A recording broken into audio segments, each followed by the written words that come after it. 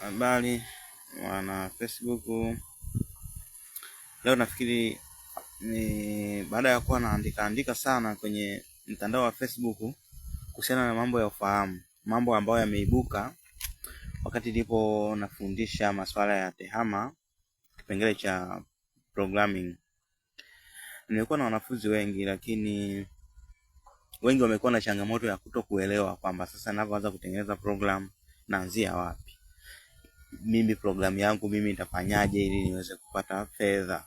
Kwa unakuta inakuwa ni changamoto mtu kufahamu namna ambavyo anaweza kutengeneza program na ikaweza kumuongezea kipato na ikaweza kwenda mbali zaidi. Leo nataka tusome mambo ya kiroho. Ambayo yanaweza kukusaidia katika programming au katika shughuli zako zingine, kwa sababu sio programming tu, inaweza kusaidia hata katika shughuli zako zingine. Ndio maana niko hapa ili kila mmoja aweze kunufaika. Ndio maana nimekuja kwenye live hii na nipo ndaangisha kafumo, kwa sababu Tech Tips ni sehemu ambayo tunafanya programming tu, ni sehemu ambayo tunazungumza kuhusiana na programming, mambo ya teknolojia na tehama kiujumla, lakini hapa tunazungumzia mambo ya kiroho ambayo inaweza kukusaidia wewe kuwa mbunifu katika programming au katika muziki au katika shughuli zako au kazini kwako, sehemu yoyote tu hii ina apply. Tupo katika kitabu cha Mitetemo ya Kiroho, kitabu mahususi ambacho nimekiandika kwa ajili ya kujifunza msingi ambao unaweza kusaidia kuelewa mambo ya kiroho. Kama tunavyofahamu, wakati mbegu inaota, kinachoanza kutoka huwa ni mzizi. Ambao unajishikiza chini ya ardhini, alafu zeni ndio anaanza kutoka majani. Kwa tuko hapa kitabu cha Mitetemo ya Kiroho ili tuweze kufahamu mtetemo ni kitu gani, frequency ni kitu gani, nishati ni kitu gani, ili hata tunapozalisha vitu tuwe tunazalisha nishati, tusiwe tunazalisha vitu ili mradi. Elimu ya kiroho ni elimu ambayo ni pana, na maarifa haya yanatoa sio kwa ajili ninao kichwani, hapana, ni baada ya kupitia maandiko mbalimbali ambayo yalikuwepo na yamethibitika na watu wa Misri ya kale. Kwa hiyo ni maarifa ambayo yametoka kwenye vitabu mbalimbali vya watu wa Misri ya kale. Jinsi gani walikuwa wanaunda mambo hadi leo hii tunawataja. Hata ukiwa shuleni utasikia wanakuambia hesabu zimegunduliwa Misri, utasikia wanasema kalenda imegunduliwa Misri. Kwa hiyo yapo maarifa mengi sana, ukiachana nayo machache ambayo unakuwa umeyasikia. Leo moja kwa moja tutajifunza kitu kikubwa sana na kitu cha msingi katika safari yako ya kufanya shughuli zingine. Tutaangalia sheria ya frequency. Naposema frequency namaanisha mitetemo. Tunaangalia jinsi ulimwengu unavyoweza kuitikia wito wako. Nipo katika kitabu cha Mitetemo ya Kiroho. Ni kitabu cha Mitetemo ya Kiroho. Kitabu kina kurasa 356. Ni kitabu ambacho kimeandika mambo ya mitetemo. Ni mitetemo tu, japo kuna vitabu vingine vya tehama, kuna vitabu vingine vya kiroho. Lakini upande wa vitabu vya kiroho vipo vitabu viwili. Ipo kitabu cha mitetemo, lakini kipo kitabu cha uwezo wako kwa vitendo. Kitabu ambacho kinafanya kazi pale ambapo unakuwa umemaliza maarifa kwenye kitabu hiki cha Mitetemo ya Kiroho. Tunaona kwamba kuna siri kuu sana nyuma ya mafanikio, nyuma ya afya, nyuma ya bahati, hata maswali mengi ya watu ambao yanakuwa hawaelewi misingi ya frequency. Tunasema ulimwengu mzima kuanzia mwili wako, mawazo, hisia, viumbe hadi nyota hadi sayari, kila kitu huwa kinatetemeka katika kiwango chake fulani cha nishati. Na hii ndio lugha ya msingi ya uumbaji. Huko mbele tutakuja kuangalia kuhusiana na namba, tutakuja kuangalia simulizi ya uumbaji, na sio kwamba eti tunapiga story tu ambazo hazina impact. Ni mambo ambayo nitakuwa naongea, alafu wewe mwenyewe unakuwa na ushahidi kwenye maisha yako. Sio kitu ambacho nitakuwa nakiongea alafu ambacho hakina ushahidi. Ni kitu ambacho nakiongea wewe mwenyewe utakuwa unakiona kwenye maisha yako, unakuwa unakiona. Nilikuwa nafundisha mtu mmoja jana akasema, nilikuwa najua labda mtu kama ana majini basi anaweza kukuzuru tu, anaanza kukutumia majini yakaja kukuzuru tu. Sasa ingekuwa hivyo wote si tungekuwa ni machizi, na wengine wana majini lakini bado ni maskini vile vile. Tutakuja kuangalia, tunasema ulimwengu mzima ndo kama hivyo, au kila kitu kinatetemeka katika kiwango chake fulani. Ulimwengu huwa hautoi majibu kulingana na kile unachotaka kwa maneno, bali hutii kile unachotuma kama frequency. Ulimwengu unaitikia frequency. Utaelewa vizuri. Ulimwengu unaitikia mitetemo. Ulimwengu hauitikishi. Ulimwengu una sheria zake. Unaitikia mitetemo, unaitikia mitetemo. Kile unachotuma kupitia hisia, kupitia fikra au hali yako ya kiroho. Ndio hicho ulimwengu huwa unaitikia. Ninaposema ulimwengu ni pamoja na binadamu wengine. Utakuta mpo kundi labda kama hata kama wewe umepita shuleni, nakwambia lakini yule jamaa ana nyota nzuri sana. Yule jamaa ana bahati sana yule. Yaani utashangaa hapa wamemuita yeye. Au upo kikundi tu mnafanya kazi, unakuta kuna mtu kama anapendelewa hivi. Sasa ile hali haiji tu kwa bahati mbaya. Tunaposema ulimwengu na maanisha hata maisha yanayotuzunguka sehemu yoyote. Ulimwengu hauelewi maneno. Ndio maana hata kuna wengine huwa wanachinja. Kwa sababu kama ingekuwa ni swala la kusema nataka kufanikiwa tu, kila mtu anaweza kusema nataka kufanikiwa, lakini watu wanaenda kuchinja, wanatoa sadaka, wanatoa kafara za wanyama ili waweze kufanikiwa. Kwa maana hiyo ulimwengu unaitikia vitendo, unaitikia hisia. Unaitikia hisia. Tutakuja kuongea mambo hayo huko mbele. Lakini tuangalie msingi wa frequency. Nimekuambia habari ya frequency. Tuangalie msingi wa frequency. Tumesema kila kitu ni nishati. Na nishati inaweza kupanda au kushuka kulingana na hali yako ya ndani. Hususan hapa tunazungumzia nishati, hatuzungumzii nishati zingine. Kumbe tutakuja tuongelea habari ya mawe, kwa nini watu wanavaa pete za dhahabu, kwa nini watu wanavaa pete za dhahabu, kwa nini watu wanavaa misalaba labda hivi, wanavaa madini gold, shaba. Mkuta wengine anauza mawe ya thamani, lakini hapa tunamzungumzia binadamu mwenyewe, kwa sababu tunataka suluhisho ya mambo. Nimekwambia nilikuwa nafundisha tehama, lakini changamoto niliyokutana nayo ndio hiyo. Mtu anakuwa anauliza kwamba sasa mwalimu, mimi nitatengenezaje? Unakuta kitu kidogo anakuuliza na rudia kwa sababu hajui utendaji na kanuni za utengenezaji wa mambo. Kwa kila kitu kina nishati, na nishati hii inaweza kupanda au inaweza kushuka kulingana na hali yako ya ndani. Kimsingi tuna aina mbili kuu za frequency. Tuna high frequency, lakini vivyo tuna low frequency. High frequency tunasema ni nguvu kuu tukufu takatifu iliyo ndani ya mtu, au ni hisia za ambazo zina mtetemo wa juu sana. Ni hisia za mtetemo wenye masafa ya juu sana. Tutaangalia hapa. High frequency ni mtiririko wa mwanga safi wa kimungu uliojaa upendo, amani na uwazi wa kiroho. Utanielewa vizuri. Hadi nafunga kipindi hapa utakuwa umenielewa ninaposema kuhusiana na frequency, ili siku nyingine tunapokuja tujadili kitu ambacho nakielewa. Wakati mtu yuko kwenye high frequency, anakuwa analingana na wema, anakuwa analingana na kupona, anakuwa analingana na baraka, na anakuwa analingana na ulinzi wa kimungu. Tunazungumzia Mungu hapa. Mungu tunayemzungumzia hapa sio huyo Mungu wa kwenye vitabu vya dunia, vitabu vya kidini. Mungu ninayemzungumza mimi hapa ni high frequency ya juu kabisa, au tuseme chanzo cha uumbaji. Fahamu kubwa kabisa, fahamu kubwa kuliko zote. Sheria kubwa kabisa, mtetemo wa juu kabisa wa high frequency. Tunaangalia sifa za high frequency. Sifa za high frequency, mtetemo wa juu, ili ujue kama uko kwenye mtetemo wa juu. Nimekwambia katika mitetemo tuna mitetemo ya aina mbili. Mtetemo wa kwanza tuna mtetemo wa juu, lakini tuna mitetemo ya chini, ambapo huko ndo kuna uchawi. Nikwambia kwamba kuna mtu mmoja alikuwa ananiambia, bwana, nilikuwa najua labda wachawi basi wanaweza kutuangia tu, yani wanavyoweza, basi majini yanaleta kutuzulu tu. Sababu wanakwambia majini yanaishi kwenye miti, lakini watu tunakaa kwenye miti na tunarudi nyumbani salama. Wanasema majini yanakaa chooni, lakini watu tunaingia chooni kila siku, tunaingia kutoa haja zetu. Wanakwambia majini yapo ufukweni mwa bahari, lakini kila siku wanaenda baharini na wanarudi nyumbani ni wazima. Kuna kitu gani hapo? Kuna siri gani hapo katikati? Basi kwenye kipindi hichi utaelewa hilo swala. Tunaangalia sifa za high frequency, mitetemo ya juu. Tunaposema mitetemo ya juu, tunamaanisha hisia nzuri, tunamaanisha mambo mema.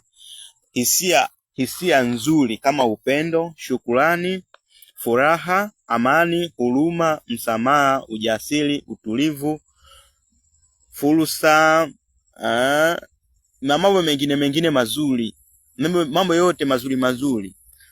Lakini kuna viumbe ambao wanahusishwa na hisia za high frequency. Viumbe wa high frequency tuna Mungu tunayemtaja, chanzo kikuu cha mambo yote, chanzo kikuu, asili yenyewe. Nguvu kuu tukufu takatifu ni asili yenyewe. Ninapokuwa nasema asili yenyewe, sio kwamba eti mtu urudi ukachukua mikoba ya babu. Unaposema mikoba unaanza kuwaza mambo ya kichawi na nini. Tunaposema asili ni kama ulivyo mti, yani kwa mfano kama mwembe, yani asili yake ni mwembe, yani ndio asili yake. Kwa mfano kama hata wewe mwenyewe asili yako ni mweusi, yani wewe ni mweusi kwa mfano, au wewe asili yako ni rangi hiyo ulionayo, ndio asili yako. Au asili ya kucha ni style hiyo ilionayo, kwa ni asili yenyewe, yani uwenyewe ule.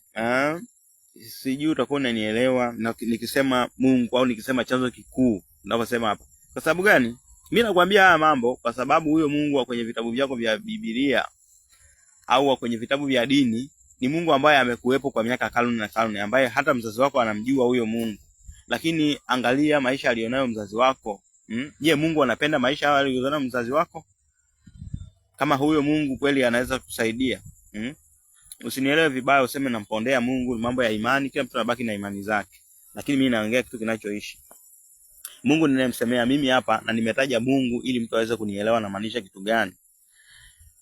Na chanzo chenyewe ni kitu ambacho hakielezeki. Tutakuja kuangalia mbele zaidi huko. Kwa hiyo kuna Mungu, chanzo kikuu, lakini high frequency nyingine, viumbe wanaohusishwa na high frequency wengine ni malaika. Wema wa juu kabisa, msaada wa juu kabisa baada ya Mungu, malaika. Lakini kuna roho wema na viongozi wa kiroho. Hapa namazungumzia roho za mababu wa ukoo wako. Nikisema roho wema ni mababu wema na viongozi wa kiroho. Kwa wengine wanasema guardian angels, wengine wanasema malaika mlinzi, wengine wanasema malaika muongozaji, wana majina mbalimbali. Hawa ni roho wema, na viongozi wa kiroho. Unakuwa umekaa unataka kufanya maamuzi fulani, unasema lakini kuna sauti fulani ikanizuia ikaniambia vile, unasema unataka kufanya hichi, umeshirikisha fulani, mawazo yanakuja tu.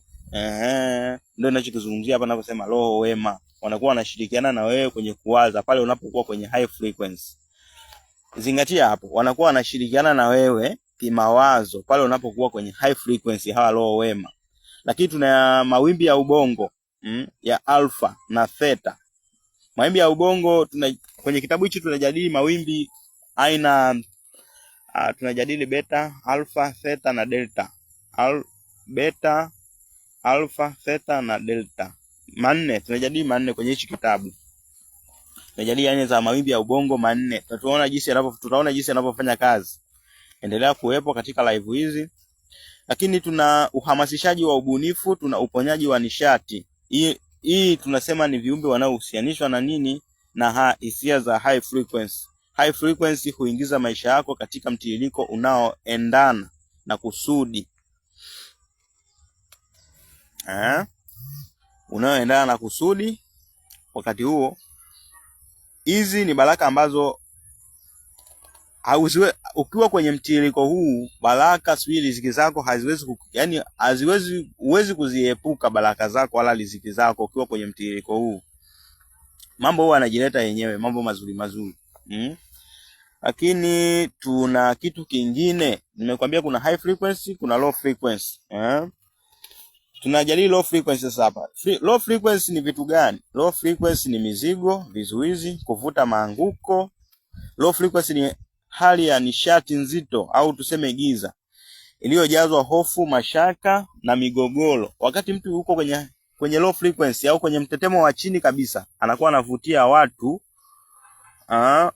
watu wabaya, matukio na viumbe vinavyofanana na mtetemo wanaoutoa huo mtetemo mdogo. Lakini tuangalie sifa za low frequency. Sifa za low frequency, sifa za mtetemo wa chini ni hofu, tuna wasiwasi, tuna hasira, tuna lawama, tuna wivu, tuna majuto, tuna aibu. au kuto kuamini na kuto kujiamini, vyote hivyo ni low frequency. Na umaskini umo umaskini, wivu, nimekutajia wivu. Wivu aina yoyote ule, wivu wa mapenzi, si wivu wa nini, lawama za aina zozote, wasiwasi wa aina zozote, mtu unakuwa unatetemeka, ukiitwa unakuwa unatetemeka tu Mwingine anashindwa kumtafuta au kumfesi mwenza wake anakuwa anaogopa unakuwa unaogopa kumfesi, kwenda kumpiga, kumswaga kumsaundisha ukiwa kijana mdogo unakuwa unaogopa kusaundisha wanawake wanasema wenyewe kwenye vitabu vya dini, wanasema dhambi ya asili. Wenyewe wanasema ni dhambi ya asili wenyewe. Unajua hofu ni kitu ambacho mtu anakuwa amezaliwa nacho hadi akitoe mwenyewe. Hadi ukitoe wenyewe. Lakini tunaangalia viumbe ambao wanahusianishwa na low frequency. Tuna majini kwenye low frequency sasa huko. Hapo utakuja kuelewa zana kwamba utakuta mtu anakuambia kwamba ukiona mtu anakuloga manake umekubali. Ukiona mtu anakuzuru manake umekubali. Yaani mtu hawezi kukuingilia bila wewe kukubali. Mchawi awe ni mchawi, awe sijui ni nani kiroho, hawezi kukuingilia ukiwa hujakubali. Nitakwambia hapa unakubali vipi. Viumbe wa low frequency, kuna majini, mizimu ya chini. Majini, mizimu ya chini. Lakini tuna roho za mababu wasiotulia au mababu wasumbufu. Lakini tuna migogoro ya mara kwa mara. Hapa ndipo kwenye kitabu cha Mitetemo ya Kiroho. Haya ni maarifa mengi ambayo siwezi kuyapangilia kutoka kichwani. Ndio maana nimeandika kitabu. Na hapo unaponiona nasoma na kukuelewesha. Ni kitabu ambacho nimehamasisha sana mtu anunue, lakini mtu amekuwa amekaza. Tuendelee kuangalia manufaa yaliyopo kwenye kitabu hichi. Mtu utaweza kuelewa ninachokimaanisha ni kitu gani. Labda inaweza kukusaidia kwa sababu mtu unapomwambia unauza kitabu anajua upo ni aftamani. Maarifa aliyopo kwenye kitabu hichi yanasaidia wale ambao nakwambia ni wanafunzi wangu. Wanafunzi wa TEHAMA.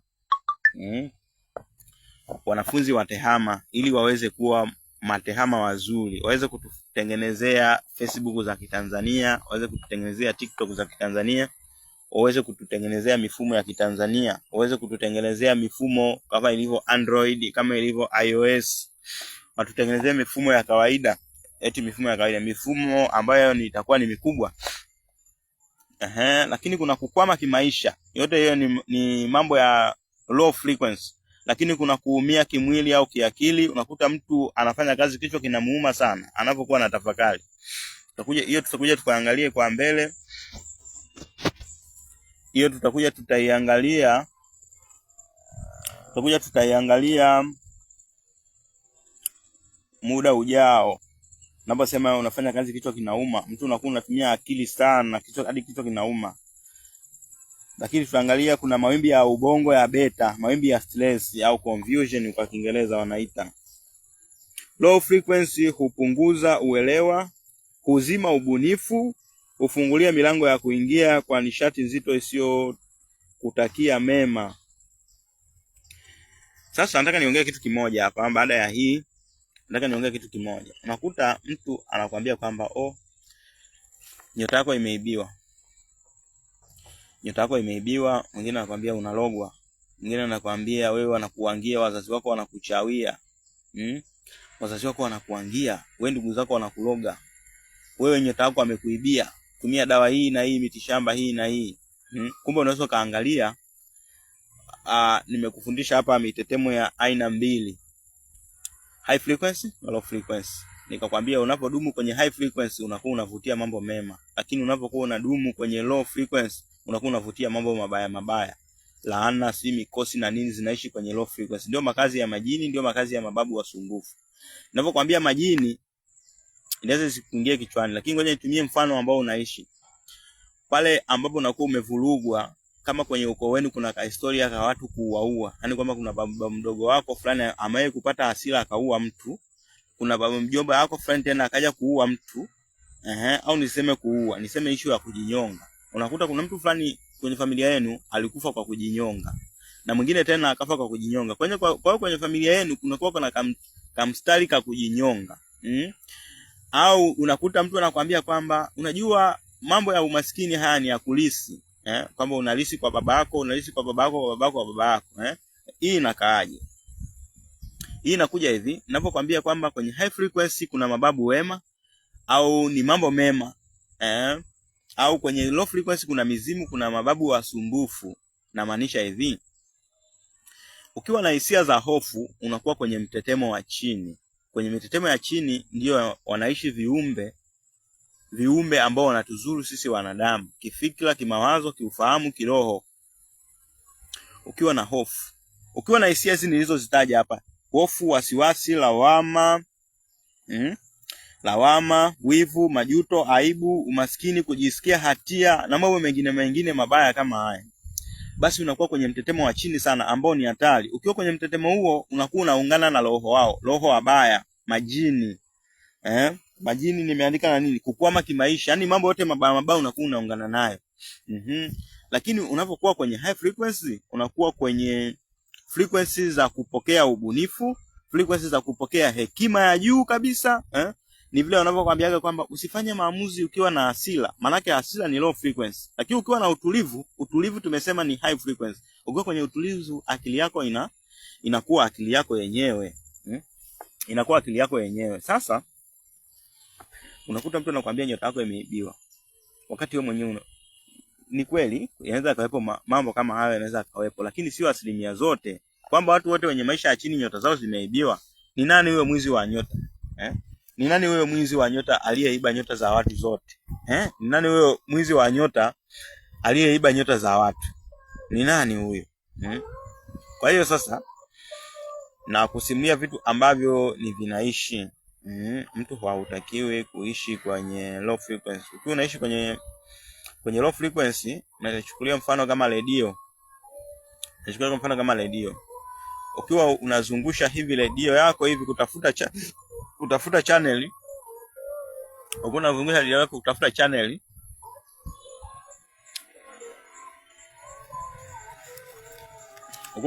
yako kutafuta channel, utapata Radio Clouds labda, au utapata TBC FM, au utapata RFA.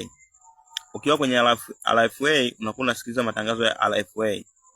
Ukizungusha ukienda kwenye TBC unasikia matangazo ya TBC.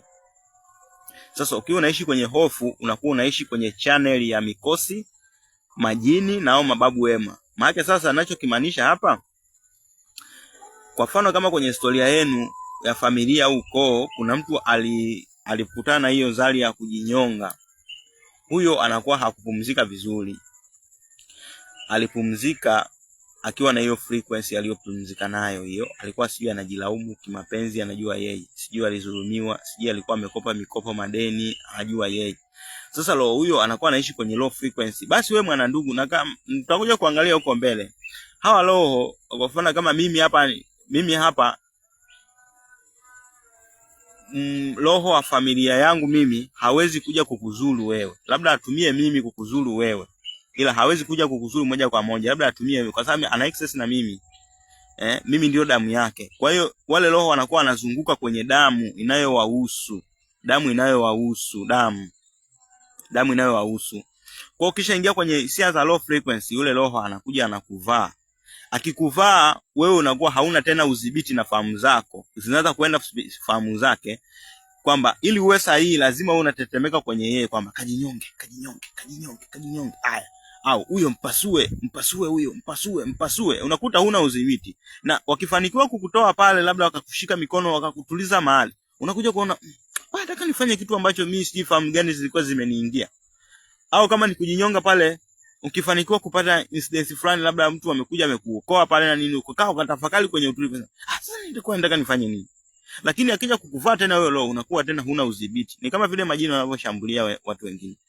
Jini hata wakimtuma leo akimwagiza kazi leo, sio kwamba atakuja kukuvizia leo akukamate ukiwa haujaingia kwenye channel yake. Lazima wewe uende kwenye channel yake, na channel kubwa kabisa ya kukamatia watu ni hofu. Ukishakuwa kwenye hofu kuna mambo mengi yanaibuka. Hofu hiyo ndio inaleta umaskini, hofu hiyo ndio inaleta wivu, hofu hiyo ndio inaleta vitu vingi. Kwa hiyo jini anapata nguvu au pepo anapata nguvu kuja kudili na wewe kutokana na frequency ulionayo. Kwa sababu ili umkwepe, kwa mfano akija akikuta wewe upo kwenye vibe muda wote una furaha, maisha yako yanaenda vizuri, huna wasiwasi, huogopi chochote, yani unajiamini uko kwenye wewe wenyewe. Na poa tu, anajua huyu si mwanadamu. Na inakuwa ni hatari zaidi pale ambapo unakuwa huelewi masuala ya mitetemo. Utaenda nyumbani kama una mke sasa. Unafika kule mke nyumbani anakuvuruga. Au unafika nyumbani unakuta topic nyingine ambayo inakuingizia hofu sasa kwenye maisha. Ukishaingia hofu tu, basi mzee baba anakuvamia. Nadhani huko uliko umekusikia kauli kwamba mtu anayekuloga sio kwamba eti mtu yote anakuaga anakuloga tu kwamba namloga fulani, namloga sasa. Analoga mara moja, ananuia, ile tego inaanza kukutafutia wewe target. Ushuka kwenye frequency. Uwe kwenye low frequency. Kwa sababu low frequency ndio channel ya hayo mizigo na mambo ya giza mengi. Ni channel ya uchawi mbaya. Lakini tunaposema kwenye high frequency, ukiwa unadumu kwenye high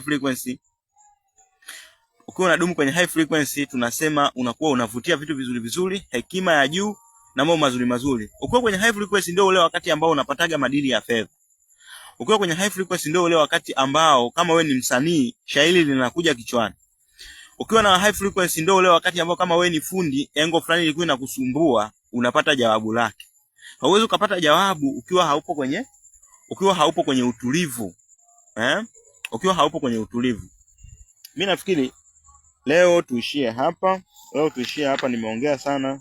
Kwa nini hatuzioni viumbe hivi kwa macho? Tunasema jicho la mwanadamu lina uwezo mdogo, linaona tu sehemu ndogo sana ya mwanga, visible light, lakini ulimwengu umejaa mawimbi ambayo hatuyaoni. Kuna mawimbi ya radio kama hivyo kwambia. Mawimbi ya radio huwezi kuona kwa macho. Una gamma rays, zile x-ray wanapigia x-ray hospitali, lakini kuna x-ray, kuna infrared, zote hizi ni mambo ya kisayansi.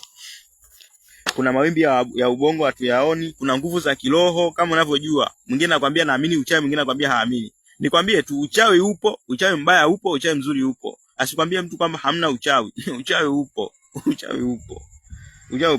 Viumbe wa high frequency na low frequency wanaishi katika vipimo tofauti vya mwanga na nishati. Kumbuka macho yetu yanaona kipande kidogo cha mwanga, lakini viumbe wengine wa high frequency na low frequency wanaishi katika vipimo tofauti vya mwanga ambavyo sisi macho yetu hawezi kuona. Kwa tunahisi tu, ni hisia ambazo tunazihisi. Hivyo macho ya kawaida hayawezi kuona, lakini tunahisi uwepo wake. Tunaona ndoto za kiroho tukilala. Tunaona dalili, ishara au matukio. Subconscious. Kwa mfano kama gari inapindua, sema hii gari imepinduka, ilikuwa ni tego.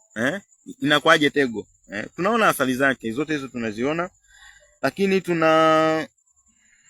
kama ujumbe, sauti au hisia. Kwa hiyo mtu anayelingana na frequency na kiumbe fulani, hata bila kujua, anaweza kuingiliana na nishati hiyo kama nilivyokuambia.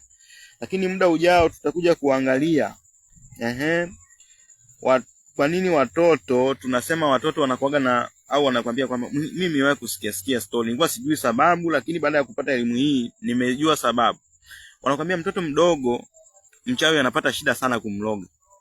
Mtoto mdogo si kabla ya masaa mangapi mchawi hawezi kulogeka na mchawi. Wanakuambia hivyo, wanakuambia mtoto mdogo ni malaika. Malaika wanakuwa wamemsimulimia pale, wamemzingira wenyewe, wanasema hivyo. Nakuja nikwambie sababu gani? Nitakuja nikwambie sababu ambayo inakuingia kichwani. Sio sababu ambayo haieleweki. Mimi nafikiri tukutane muda mwingine na wakati mwingine, na kama kuna maswali weka kwenye comment, tia kwenye comment hapo. Tia kwenye comment, mimi nitaona, au tuma message au ujumbe, mimi nitaona. Lakini hiyo ni muendelezo. Kitu kingine, ukiwa kwenye Facebook hapa, Facebook ya live, hamwezi kuwa tunafanya conversation kama vile TikTok. Kwa hiyo sasa cha kufanya, utaingia kwenye TikTok, utafika kule, utasearch Ndankisha Kafumo. Utasearch Ndankisha Kafumo, utafollow ili tuweze kufika angalau 1000, tuweze kufanya elimu hii live. Yaani kwa naongea hivi, basi wewe unapata wakati wa kuhoji. Unahoji kitu fulani kwamba bwana umezungumza hichi na hiki, inakuaje? Basi tunaongea kwa elimu ambayo yani tunachangiana hivi. Yani mimi siongei kama kanisani uweze kauliza, hapana. Mimi naongea kitu ambacho naweza kuhoji, nikakupa hoja yangu, uielewe usielewe, sawa. Kwa sababu mimi silazimishi mtu kuelewa, au sikuforce kwamba bana angalia hivi ninavyokuambia ndio hivyo. Ila nakwambia kwamba ukizingatia hichi ninachokuambia, kwa maana ni sheria ambazo zinatenda. Ni sheria ambazo zinatenda. Ukizizingatia zinakutendea. hamna shii cha kwamba si kama ni miti utaoga sana miti. Nakuja kufundisha habari ya miti. Sio kwamba miti ni kitu kibaya kiroho. Hapana, lakini miti tutakuja kuelezana. Ndio kwanza tupo ukurasa wa ngapi wa kitabu? Ukurasa wa 16 wa kitabu. Kwa bado tuna kurasa nyingi sana. Hapa tumesoma ni karatasi moja. Tumesoma ni karatasi moja ya kitabu. Moja. Tumesoma karatasi mbili tu. Tumesoma kurasa mbili. Sio mbili.